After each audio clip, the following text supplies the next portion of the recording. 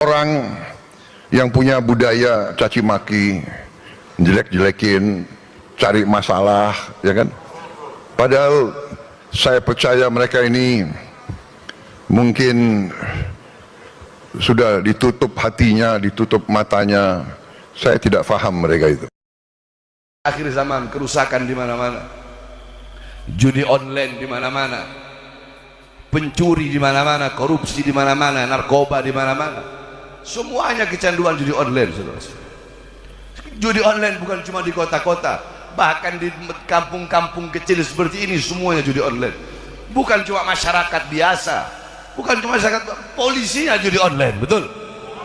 Polisi judi online, tentaranya judi online, anggota dewannya judi online, bahkan banyak para pejabat-pejabat dan aparat yang menjadi backing judi online, saudara-saudara. Judi online di mana-mana, korupsi menyebar di mana-mana, korupsi di mana-mana, korupsi di mana-mana, saudara-saudara. Apa yang terjadi dengan negara ini? Apa yang terjadi dengan kita? Korupsi bertebaran di mana-mana, rakyat susah, rakyat menderita, sedangkan para koruptor dilindungi, pada koruptor dilindungi, koruptor yang bikin susah rakyat, koruptor yang bikin mati rakyat, koruptor yang bikin rakyat kelaparan, yang bikin rakyat kehausan, yang merugikan negara, yang maling uang rakyat, yang makan keringat rakyat, yang minum darah rakyat. 200 triliun lebih cuma divonis 6 tahun setengah. Ada apa dengan hukum di Indonesia, saudara-saudara? Saya sampaikan, hei Prabowo, bukankah ketika engkau menjabat sebagai presiden, saya melihat pidato-pidatomu berkata tidak ada yang kebal hukum di Indonesia, semua sama rata di Indonesia. Saya tanya, pidato seperti itu bagus tidak? Bagus tidak? Bagus tidak? Tapi jangan cuma omong-omong. Ada segelintir orang yang punya budaya caci maki, jelek-jelekin, cari masalah, ya kan?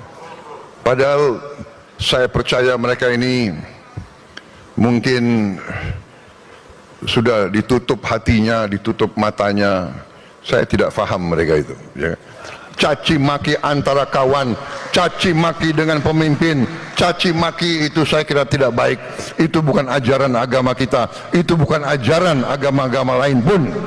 Saudara-saudara, rakyat kita tidak suka mereka-mereka yang bicaranya kasar, ya. Pribadi kita bukan pribadi seperti itu. Jangan bawa budaya-budaya dari mana. Bangsa Indonesia adalah bangsa yang penuh sopan santun, saudara-saudara. Betul, betul. Jangan seperti itu, saudara-saudara. Kalau mau membasmi korupsi, kalau mau menegakkan hukum, tajam di atas, tajam di bawah, betul. Jangan hukum tajam di bawah, tumpul di atas. Hukum tumpul kepada orang-orang kaya, hukum tak berlaku kepada orang-orang kaya yang punya uang, yang punya jabatan. Sedangkan nenek-nenek yang mencuri kayu, pemuda yang mencuri ayam dihukum tahunan, koruptor yang maling uang rakyat ratusan triliun cuma dihukum 6 tahun setengah. Kalau begitu rakyat juga mau sama-sama masuk penjara, yang penting dikasih uang ratusan triliun dan dihukum cuma 6 tahun setengah, saudara-saudara. Saya tanya, kalian mau dihukum masuk penjara 6 tahun setengah, dikasih 270 triliun, mau? 270 triliun itu 7 turunan, gak habis-habis itu. Rakyat juga mau kalau begitu, dan hal ini dipertontonkan di Indonesia, saudara-saudara. Ini membuktikan bahwasanya hukum gak benar, betul. Makanya kita sampaikan kepada pemerintah Prabowo, Prabowo dan wakilnya, kabinetnya, periksa itu hakim yang menvonis kemarin itu koruptor biadab, divonis cuma 6 tahun setengah, sedangkan korupsi ratusan triliun. Periksa itu hakim disuap, disogok, periksa dia. Kalau memang terbukti siapapun yang korupsi harta rakyat, yang merugikan negara, tidak ada ampun bagi koruptor. Hukum mereka bukan dengan seberat-beratnya, hukum mereka dengan hukuman mati, saudara. Saya tanya Subang Hajar, setuju nggak koruptor dihukum mati? Setuju apa tidak? Setuju apa tidak? Setuju apa tidak? Itu baru orang nggak berakal berani lagi nyolong duit rakyat, betul? Betul. Jadi jangan seenak-enaknya begitu kepada rakyat, jangan. Rakyat nggak buta, betul? Sekarang ini semua rakyat udah nggak kayak dulu. Kalau dulu belum ada internet, nggak sampai di desa-desa, sekarang internet sudah sampai, masyarakat sudah nggak bisa dibodoh-bodohi lagi, betul? Betul. Makanya saya sampaikan kepada para pejabat-pejabat, tegakkan hukum dan seadil-adilnya. Jangan semena-mena kepada rakyat, jangan butuh sama rakyat kalau cuma ada maunya doang. Mau pilpres, mau pilkada, mau pilbub, pilihan bupati, pilihan wali kota, baru butuh sama rakyat. Giliran udah jadi, lupa sama rakyat. Rakyat dibiarkan susah, rakyat dibiarkan kelaparan. Berapa banyak di Indonesia zaman sekarang ini? Berapa banyak rakyat yang pengangguran? Berapa banyak pemuda-pemuda pengangguran? Berapa banyak kemiskinan merajalela di mana-mana? Akan tetapi kalau ada kebijakan-kebijakan pemerintah, kalau ada kebijakan-kebijakan presiden dan kabinetnya, Prabowo dan kabinetnya, kebijakan-kebijakan yang menguntungkan rakyat, maka akan rakyat dukung, betul? Contoh, belum 100 hari Prabowo jadi presiden, semua jadi online sudah dilibas. Bagus nggak? Bagus nggak? Bagus nggak? Koruptor dilibas. Bagus nggak? Bagus nggak? Kecuali yang kemarin. Nah, itu harus diperiksa itu hakimnya itu. Jangan sampai rakyat yang turun tangan, betul? Betul. Kalau sampai di pengadilan rakyat, mungkin hakim sama koruptornya bisa mati sama-sama itu, saudara-saudara. Betul? Betul? Betul. Jadi jangan permainkan rakyat. Saya ketika melihat pidato-pidato Prabowo, saya bilang, oh ini bagus, kebijakan-kebijakan yang bagus ya kita dukung, betul. Makanya ada orang ngomong begini, Habib Bahar kalau Prabowo udah jadi presiden nggak bakal berani bahas pejabat, nggak bakal berani bahas pemerintah. Habib Bahar bakal jadi kucing basah, katanya. Kenapa? Kau kira saya daun kelor? Saudara-saudara, 20 Oktober pelantikan Prabowo jadi presiden. Saya ceramah di Lampung ketika itu, dihadiri puluhan ribu umat Islam. Di situ saya sampaikan, saya ikrarkan, apa saya bilang? Hei Prabowo, jikalau engkau mengeluarkan kebijakan-kebijakan yang pro kepada rakyat, menguntungkan rakyat, yang bikin rakyat senang, bikin rakyat bahagia, menguntungkan rakyat, pro kepada rakyat, dukung kepada rakyat, maka kami dan rakyat akan mendukungmu dan memberikan nyawa dan jiwa kami untuk pemerintahanmu. Tetapi jikalau engkau mengeluarkan kebijakan-kebijakan yang menyusahkan rakyat, menderitakan rakyat, bikin rakyat susah, bikin rakyat kelaparan, dan lebih mementingkan pihak-pihak asing, maka saya, Bahar bin Smith, akan saya pimpin rakyat untuk melawan kalian sampai titik darah penghabisan, saudara-saudara. Allahu Akbar, Allahu Akbar. Siap lawan kebijakan yang menyengsarakan rakyat, siap lawan kezaliman, siap lawan ketidakadilan, siap lawan kemungkaran. Allahu Akbar. Indonesia merdeka, merdeka, merdeka. Allahu Akbar.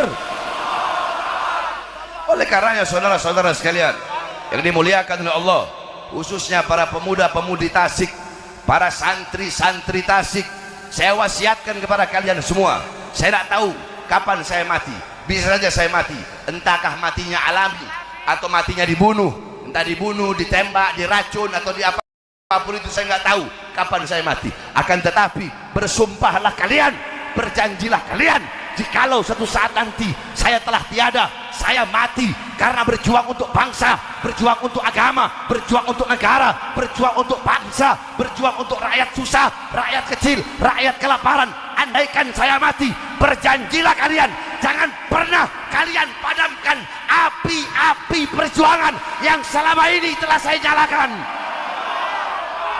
Siap lanjutkan perjuangan, siap lanjutkan perjuangan, siap kobarkan api perlawanan, siap lawan kezaliman. Allahu Akbar.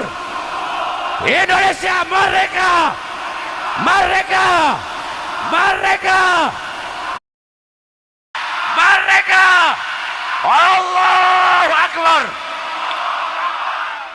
Mudah-mudahan Allah berikan kekuatan kepada para pemimpin-pemimpin yang baik. Sebaliknya pemimpin-pemimpin yang zalim semoga Allah hancurkan. Pemimpin-pemimpin yang baik, yang adil, semoga Allah berikan kekuatan agar selalu bisa menolong rakyat, selalu bisa menjadi pelindung rakyat dan masyarakat kecil. Amin amin ya rabbal alamin. Makanya kita doakan, ya, mudah-mudahan Allah berikan kekuatan sehingga para pemimpin-pemimpin dan pejabat serta aparat kita bisa menjadi pejabat aparat yang adil, ya, yang adil, yang insaf, yang tawassut, yang tawazun, yang berpihak kepada rakyat. Bukan rakyat yang dikorbankan, tapi mereka mengorbankan nyawanya, jiwanya, darahnya, hartanya untuk rakyat. Bukan rakyat yang dikorbankan demi kepentingan perut dan partai-partai politiknya, saudara-saudara. Saya tidak ada urusan sama partai politik manapun, tidak ada. Bahar bin Smith tidak ada urusan dengan partai-partai politik manapun. Saya tidak ada urusan. Tidak ada urusan saya. Ini Indonesia. Saya tanya, Indonesia bukan milik presiden, betul? Betul. Indonesia bukan milik presiden, betul? Bukan milik Prabowo, bukan milik Jokowi, bukan milik Megawati, betul? Bukan milik PDI, bukan milik Gerindra, bukan milik Golkar, bukan milik PKS, bukan milik PKB, bukan milik PAN, bukan milik Demokrat. Indonesia bukan milik pejabat manapun, bukan milik Kapolri, bukan milik Panglima TNI, bukan milik tentara, bukan milik polisi, tetapi Indonesia milik kita bersama, bangsa dan rakyat Indonesia. Allahu Akbar. Hidup rakyat, hidup rakyat, hidup rakyat. Allahu Akbar. Oleh karenanya sekarang saatnya kita rakyat bersatu, betul? Pilpres sudah selesai, pilkada sudah selesai, betul? Nah, mungkin kemarin-kemarin waktu pilpres, waktu pilkada, ada di antara kita yang di sini saling menghina, saling mencaci, saling memaki, saling memusuhi karena beda pilihan. Sekarang kita duduk di sini disatukan oleh baginda Nabi besar Muhammad. Maka kita harus semakin bersatu. Kita yang Muslim disatukan dengan keislaman. Di luar Islam, yang Kristen, Buddha, Hindu, Katolik, walaupun kita bukan saudara seagama, tapi kita saudara sebangsa, setanah air. Kita satu bangsa, satu merah putih, satu Pancasila, satu UUD 45. Kita yang Muslim disatukan dengan ukhuwah Islamiyah. Di luar Muslim, Kristen, Buddha, Hindu, Katolik, walaupun kita nggak seagama, tapi kita disatukan dengan ukhuwah wataniyah, ukhuwah nasionalisme, ukhuwah satu bangsa dan negara kesatuan Republik Indonesia. Ketika semua rakyat telah bersatu, maka disitulah akan ada kemenangan, saudara-saudara.